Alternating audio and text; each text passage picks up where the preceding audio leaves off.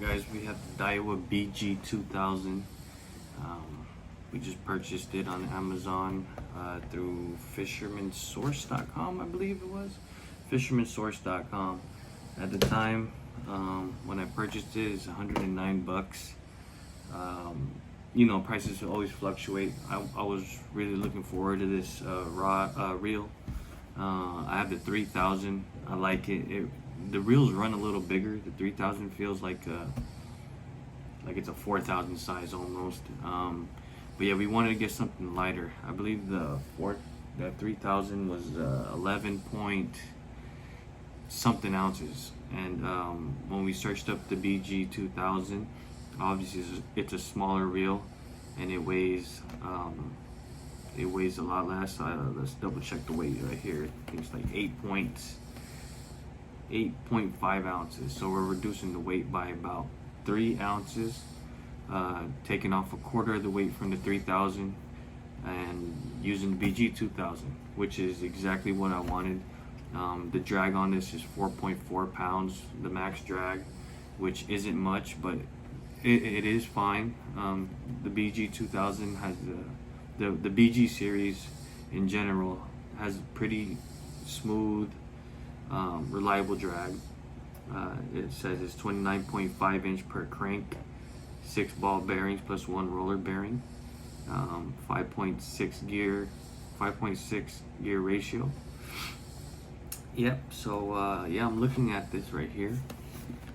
It says it could hold 20-pound braid, about 110 yards, which is more than enough. We're just fishing the jetty right near the rocks. We'll probably be using this for surf perch on top of that. Probably other minor things, but we're not doing nothing crazy with this. We're just trying to catch fish anywhere from 3 or 4 pounds.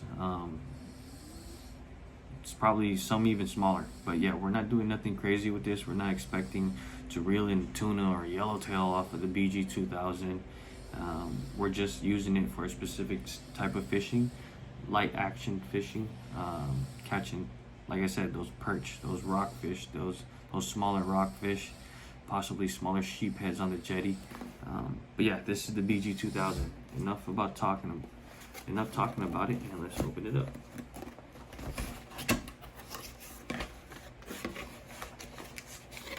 Okay, little manual in multiple languages.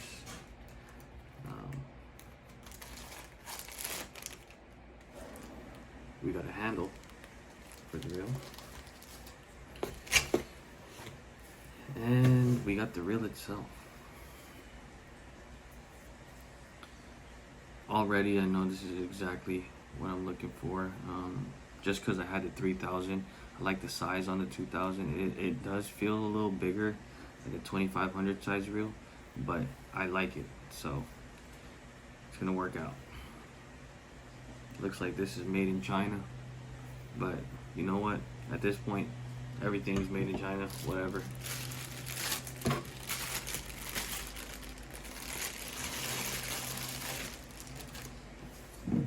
Alright, and to place the handle on, we're just gonna put the handle on the reel and turn like we're cranking a fish in. So that's the handle for it. It has this rubber texture, kind of weird, but I mean, I get it. The decent grip on there. We don't really need that much grip on a reel with 4.4 pound drag. I did purchase another handle for it, which is not necessary at all, but I went ahead and purchased it. So we went and got the Gomexus handle for the BG 2000. I think this fits the BG 1500 all the way down to BG 3000 or 3500. But yeah, so it fits those models. Don't quote me on the 3500 though, but I know it fits the 3000 according to Amazon. So this is the Gomexus handle. I put this on my 3000 as well. So not that that matters, but you know, look at it, look at that thing go. It's just spinning and spinning. It's so smooth. It's like it's a power knob, which, like I said, you do not need to spend an extra $35 like I did.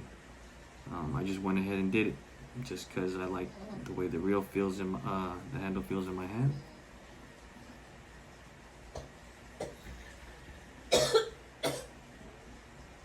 There we go. Nice smooth reel. Nice clicker to set the drag.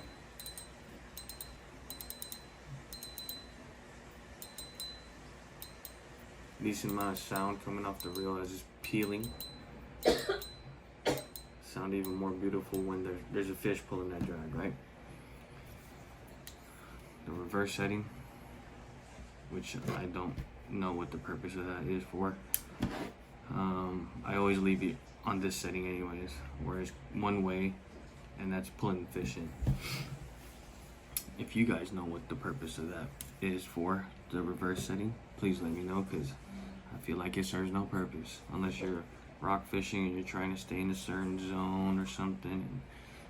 I don't know, whatever. But we're gonna leave it in that position. So this is the reel with the power knob. I think the power knob might be a little heavier than the knob than the handle it came with, but that's okay.